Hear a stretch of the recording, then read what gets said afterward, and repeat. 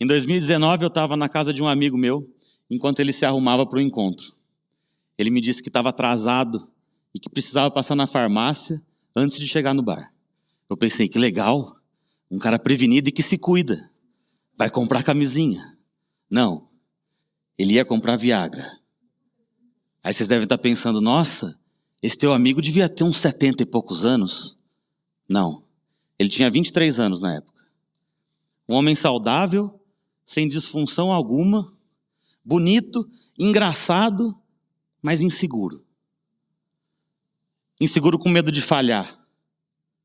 Inseguro com medo do julgamento dos outros. Inseguro com medo de passar vergonha. E o que é a vergonha? A vergonha é o sentimento que nós temos, o medo de perder vínculos. A vergonha faz a gente sentir que nós somos defeituosos e, portanto, indignos de amor e de aceitação. O meu amigo nunca tinha falado daquilo com ninguém. Ele me agradeceu pela conversa ter sido tão tranquila, sem cobrança, sem julgamento, e melhor, de uma forma leve. O porquê que ele nunca tinha conversado daquilo com ninguém, tabu. Hoje eu quero conversar com vocês sobre os maiores tabus dos homens. E vou falar algo que ninguém nunca fala. Mas de modo simples e direto. O que é um tabu? Tabu é algo que é proibido e que não se discute. Seja por questões morais, religiosas ou por pura hipocrisia. A gente sabe que quando pinga um tabu na mesa, todo mundo se levanta. O maior tabu para mim de todos os tempos eu costumo chamar de tabu dos tabus. É algo que ninguém discute mesmo, ninguém coloca a mão. E hoje, com 38 anos de idade, eu posso garantir para vocês que o maior tabu do homem é pensar que sabe o que é ser homem. O que é ser homem, eu pergunto para vocês. Pensem. O que é ser homem? A primeira resposta automática que alguém poderia dar é muito simples, Thiago. Indivíduos que nascem com vagina são homens, são mulheres, indivíduos que nascem com pênis são homens. Está certo? Está errado. Com esse raciocínio, nós simplesmente removemos todas as pessoas transgênero da sociedade. Eu, um homem cisgênero, nasci com pênis, tem um. Mas os homens trans não. E aí? Tá, mas então é fácil. A mulher engravida e o homem não. Não. As mulheres trans não podem engravidar, obviamente. Elas não têm útero. Mas os homens trans têm. Eles podem. Tá, Thiago, então o homem é o que gosta de mulher. Ah, você está errando muito. Os homens gays possuem relações afetivas sexuais com outros homens e não deixam de ser homens. E aí? Tá, minha última chance, Thiago. Existem algumas características que são exclusivas dos homens. Virilidade, pensamento lógico, liderança, coragem. Peraí, amigo. Você já viu a Amanda Nunes lutando no UFC? Eu não tenho a coragem que ela tem. Focada, corajosa, determinada, todas as características que seriam facilmente relacionadas a um homem. Os homens podem não ser nada disso aqui e ainda assim ser indecisos, delicados, emotivos. O que define uma pessoa ser homem? A gente pensa tudo isso que eu falei porque nós estamos imersos num conceito chamado The Man Box, ou traduzindo, a caixa do homem. A caixa do homem é um conceito imaginário como se lá dentro dessa caixa existissem regras que nós temos que seguir para sermos homens de verdade. A caixa dos homens nos diz que para sermos homens, o indivíduo tem que ser homem, ele tem que ser hétero, forte, corajoso, com prontidão sexual, ativo sexualmente, não demonstrar sentimentos nunca, nunca chorar, ser corajoso, dominante em relação à mulher, estar no controle, não falhar nunca. Olha, eu olhando assim, eu tenho certeza que eu sou uns 30% homem. É difícil, é complexo, mas eu tenho a resposta para vocês. O fato é que, para você ser homem, basta você se sentir homem. Se entender e se ver como homem. A Judith Butler já nos dizia que gêneros são construções sociais. Gêneros são performances, são comportamentos aprendidos. A gente simplesmente aprendeu. Ah, o menininho gosta de azul e a menina gosta de rosa. Por quê? Por quê?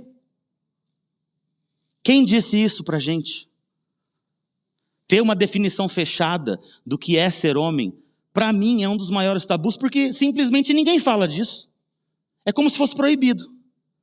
No Brasil, para a grande maioria das pessoas, infelizmente, Essa conversa que a gente está tendo aqui agora nem deveria começar, mas simplesmente não pode ser assim. E uma pesquisa inédita que saiu em 2020, baseada em dados do Sistema Único de Saúde, o SUS, mostrou pra gente que a cada hora uma pessoa LGBTQIA+ é agredida no Brasil. Segundo a ANTRA, Associação Nacional de Transsexuais e Travestis, o Brasil é o país que mais mata pessoas trans no mundo.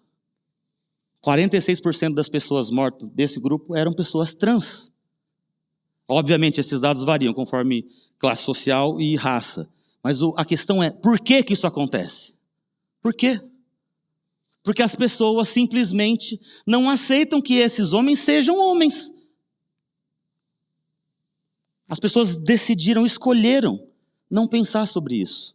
Homens gays, trans morrem todos os dias porque as pessoas escolheram. Eu não vou falar sobre isso. Pensam sobre isso? Alguém já pensou aqui o que é ser homem? O que é ser homem? O que é ser humano? Quais os desafios que a gente tem daqui para frente para tentar viver numa sociedade um pouquinho mais justa? Eu tenho um começo de resposta, não precisa desesperar. Que tal se a gente começar a entender que o homem também chora? Engole esse choro ou você vai virar uma mulherzinha viadinho. Que homem que nunca escutou isso? De um tio, de um avô, de um pai? Só que essa frase possui 3 graves problemas. O primeiro deles é a misoginia. Porque nós vinculamos o choro à fraqueza e às mulheres. Como se elas estivessem num patamar abaixo do nosso. Em segundo lugar vem a homofobia. Porque se o viadinho chora, nós, homens de verdade, não podemos nem passar perto desse universo. E em terceiro lugar, mas não menos importante, quando a gente proíbe meninos e homens de chorar, nós estamos obrigando esses indivíduos, esses seres, a reprimirem seus sentimentos. Como se sentir emoções fosse algo errado. E a gente tivesse que segurar a barra tudo sozinho. O problema é que essa ideia de que para a gente ser homem, ter que ser forte, não pode demonstrar sentimento, a gente não pode falhar, está matando a gente. Há um tempo atrás, um tio meu, muito próximo, falou assim, Tiago, terapia é coisa de gente fraca, homem fraco. E eu, Tiago, ouvindo aquilo, pensei, eu tive uma porrada de coisas que eu só passei fazendo muita terapia. Como é que uma fala de uma pessoa tão próxima a mim poderia ressoar na minha cabeça se eu não tivesse bem resolvido nessa questão, vocês entendem? É óbvio que a depressão atinge homens e mulheres, isso é uma verdade. Mas segundo o Ministério da Saúde, os homens se suicidam 4 vezes mais que as mulheres. E para 30% dos homens, depressão é coisa de homem fraco. Igual para o meu tio. E por que tudo isso? Porque a gente não discute isso. A gente não fala abertamente sobre essas coisas. Nós homens somos podados desde a infância. É a repressão de sentimentos junto com a repressão de sonhos. Eu tinha um sonho quando eu era pequeno, de ter uma dupla sertaneja famosa. Claramente não ia dar certo. Eu não tenho cabelo para fazer um bom penteado. Eu não tinha problema com esse sonho, porque esse era um sonho possível para um garoto. Mas e os meus amigos que sonhavam em fazer balé, teatro, dança? Eu perguntei para os meus seguidores no Homem Sem Tabu, quais sonhos deles foram barrados por tabus. Um deles me respondeu, abre aspas, Tiago, eu amava dançar, mas os comentários da minha família me fizeram parar, fecha aspas. Um outro respondeu, quando meu pai descobriu que eu fazia ginástica olímpica ao invés de futebol, ele cancelou o clube imediatamente. Muitas pessoas e famílias viam e ainda veem uma distinção muito nítida de coisas de homem e coisas de mulher, mas isso simplesmente não existe. E quando a gente chega na adolescência, puta, aí cai, aí azeda o pé do frango. Imagina a cena, real, eu tinha 16 anos e eu estou num churrasco, junto com os meus amigos. Em um determinado momento do churrasco, eu me vejo entrando no banheiro com uma régua na mão. Oh, que maravilha. Eu sei que vocês já entenderam, e sim, eu estava indo medir o nosso estandarte de ouro. Era o assunto do momento, quase uma disputa. Quem é o mais homem por aqui? E como que a gente resolveu decidir isso? Medindo a única coisa que representaria um homem de verdade. A gente não fazia ideia que aquilo dos filmes era tudo mentira. Corpos irreais, uma performance inatingível e o egoísmo em relação ao prazer alheio. Uma mentira que contadas muitas vezes vira verdade na cabeça de muito adolescente. E tudo isso para descobrir com meus 30 e poucos anos que tamanho não é documento. O meu amigo que eu contei no começo da história também cresceu na deseducação e no tabu. Ele cresceu acreditando em performance e começou a tomar remédio sem nenhuma necessidade. Eu vou falar um negócio para vocês aqui que estão me ouvindo, homens. Tá tudo bem se a gente falhar na hora H. De verdade, eu já falhei, meu pai já falhou, meus amigos já falharam. Eu tenho certeza que vários daqui também. E vocês estão duros me olhando pensando, será que ele sabe que eu já falhei? Eu sei. Segundo uma matéria que saiu no portal UOL, 50% dos homens com mais de 40 anos podem ter algum problema relacionado. Já entre os jovens, a principal causa é a psicogênica. Ou seja, nenhum fator físico explicaria a dificuldade. E por quê? Tantos jovens, assim como o meu amigo, falham e buscam por soluções perigosas? Ansiedade e medo de falhar. E por que tudo isso? Porque a gente não conversa abertamente. Ninguém tem a conversa que a gente teve aquele dia. Um tabu. Todas essas histórias que eu estou contando são histórias que a sociedade nos conta. E tem uma outra muito famosa, que é a história do homem provedor. Você já deve ter escutado sobre isso. O homem provedor é o homem que provê, que fornece, que abastece em casa, né? E aí vocês estão pensando, muita gente assim, uai, mas não é assim não? Esse aí não é o papel do homem? Não. Quem foi que disse que esse é o papel do homem? Em uma história real, um homem está afundado na vergonha por estar desempregado. Ele diz, abre aspas, é engraçado, o meu pai sabe, mas a minha esposa não. Há 6 meses, eu acordo todos os dias e saio de casa como se eu fosse para o trabalho. Pego meu carro, atravesso a cidade inteira, sento no banco de uma praça e procuro emprego lá. Em 2016, no Rio de Janeiro, um homem matou os 2 filhos, a sua esposa e depois cometeu suicídio. A justificativa? A falta de recursos para o sustento da família.